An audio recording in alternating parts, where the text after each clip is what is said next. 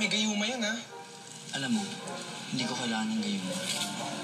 Dahil ngiti ko lang, gayuma na. Di ba, Mikay? Ayun na yan. Kanina pa yun na. Gino, kaya ko naman to siguro tumuyain mag-isa. Diba? Alam mo, Mikay, alam ko naman kaya mong nguyain yan mag-isa.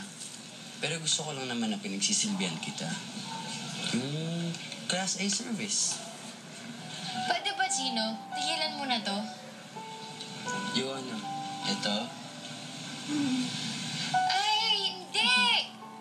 Yan! Ang hirap mo kasi kausap eh. Puro ka bola, bola. Parang siopaw. Teka. Ito na. Gusto mo seryoso? Gusto mo makapag-usap ng maayos?